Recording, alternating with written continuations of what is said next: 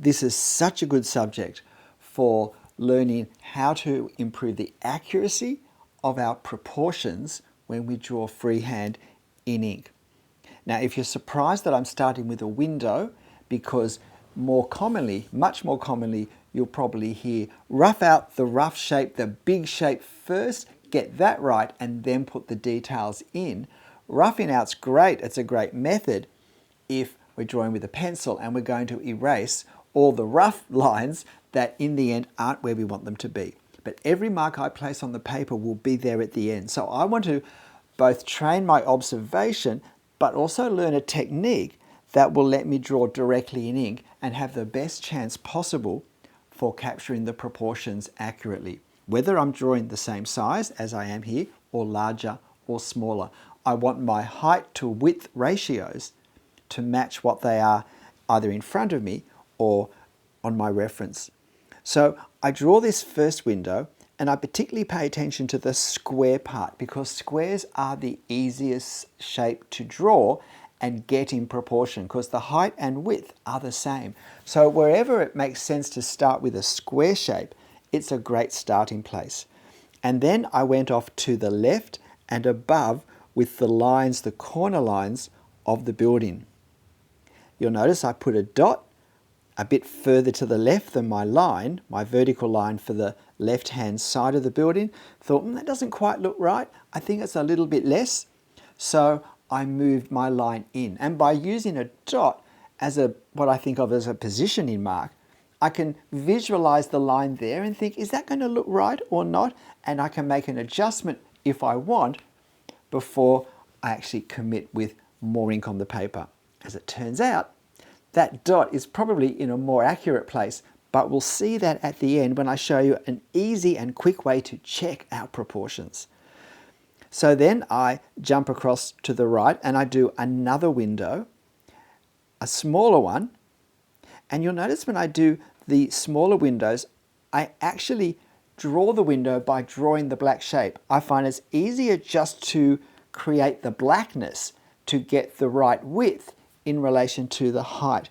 When we draw the sides first on a narrow window such as this that's really quite small on our paper, we often end up making it too wide because we forget when we draw the outline that the lines for the sides actually will count as the blackness width.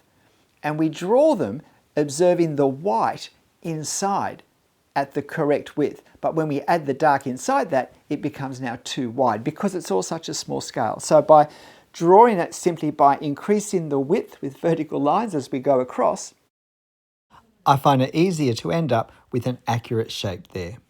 And then having done the third set of windows, I can now lock in the top. Please hit the like button if you're finding this interesting, if you're finding my channel helpful. Why not subscribe if you haven't already? For various reasons, I haven't produced many new videos lately. When that happens, it's a great opportunity, I hope, for you to look back at some of the ones that were posted before you found my channel. So now I'm doing the same thing. I'm now coming down. Now I've got my, if you like, horizontal placement. So that makes it easy. I need to just line up those. And you can see what I do.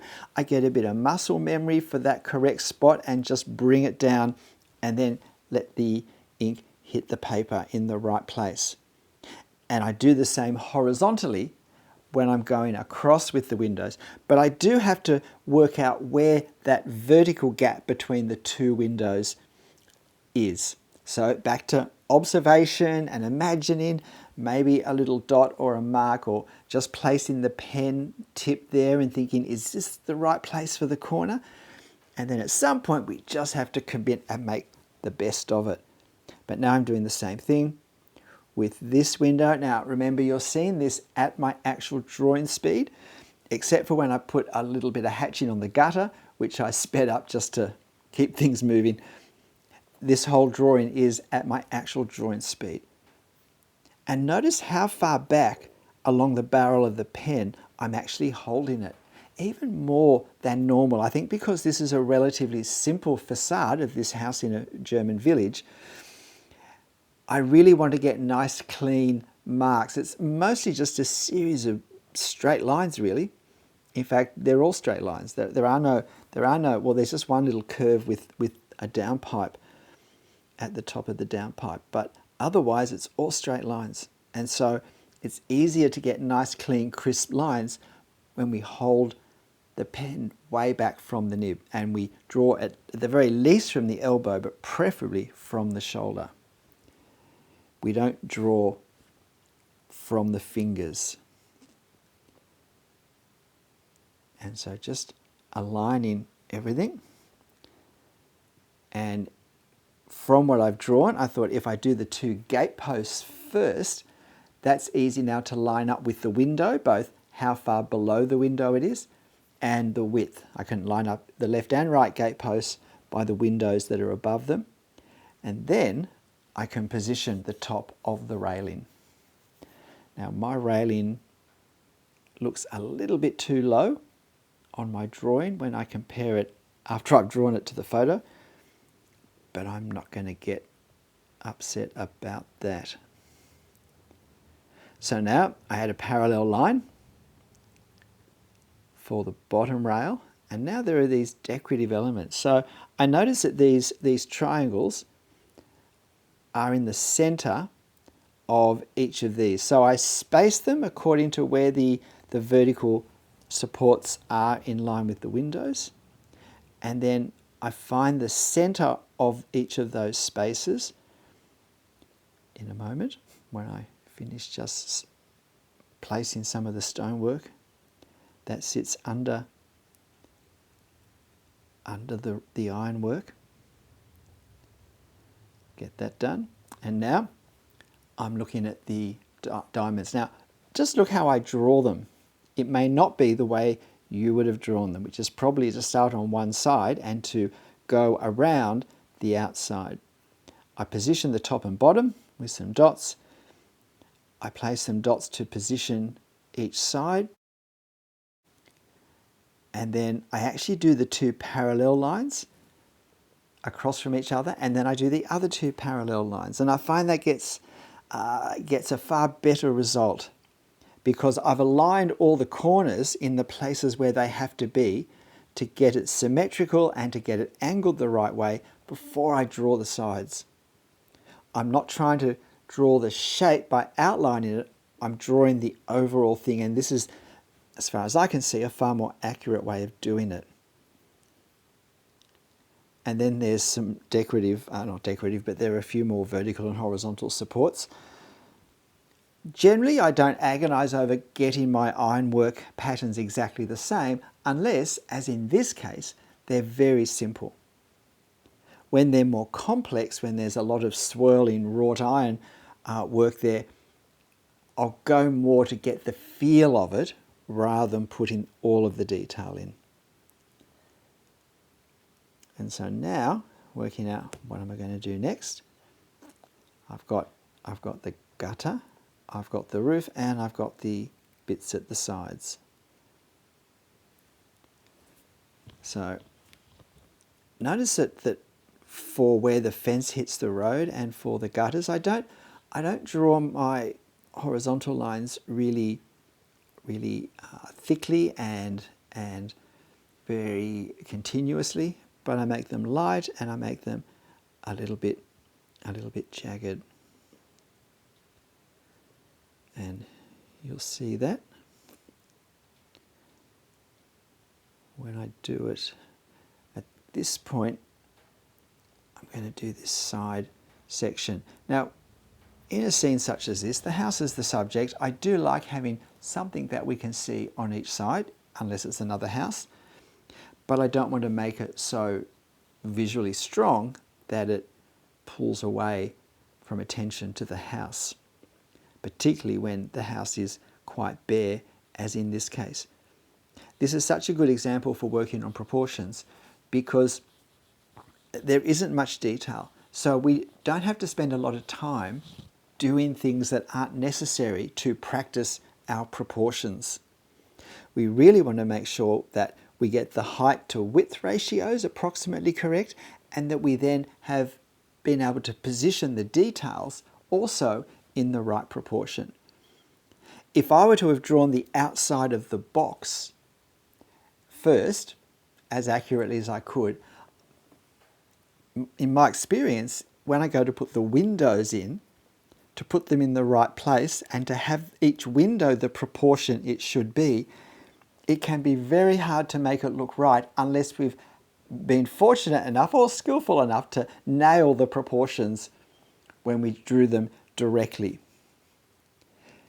By drawing the details first, I find it's easier then to position the outside of the building in a way that's accurate. And so now you can see what I'm doing for the corners of the roof. I align the corners with what's happening below where the detail is, and it places it between the window and the left-hand side. And on the other side, it's actually positioned on the end, above the end of the window. So now I put this line across. I've decided not to bother with trying to do any render of the tiles because I do want to keep this about the proportions. And so now I'll just quickly add in some hatching. Notice what I've done. I'm using this bit of paper, scrap of paper, to get a nice smooth edge, but I'm actually putting the smoothest edge below and flicking upwards, which means that the top edge is not quite as sharp, which gives it a more rounded feel, which I think works really well with the sense of these old stone blocks over time have been weathered and worn around so that they're now curved. I think this effect is more realistic. Let me show you now a fast, easy and very accurate way of checking how have I gone in trying to get the proportions correct. It's easiest to do this when our drawing is aiming to be the same size as our reference, which I certainly recommend doing when we first start to do exercises on proportion, because it's the most straightforward, the easiest way to do it. So we should always start with what's easy. So you can see what I did on the paper. I worked out where the major details of the object were, and now I get to see. And you can see that in fact that first dot I put to the left that I'm just highlighting now is actually a better choice for where the end of the building would be. And because it wasn't wide enough on the left-hand side, I didn't make it quite wide enough on the right-hand side. So I was consistent in making something that's relatively symmetrical to look at, but it wasn't quite what we had in the reference. So now I do the same thing vertically, and I get to see how accurate was my height to width. Now, because I was a little bit narrower in the width, ideally I'll be a little bit narrower in the height, and well, I'm not really, but that's how it is. But overall, I'm happy with this as far as proportions go. G'day, I'm Stephen Travers. If you have trouble getting proportions accurately onto the paper, this is a great sort of exercise to do. So I hope you have a go with this, and I hope you try doing this with other simple objects that are the sorts of things you like to draw. But in the end, whatever you draw, however you draw it, make sure you have fun. I'll see you next time. Bye.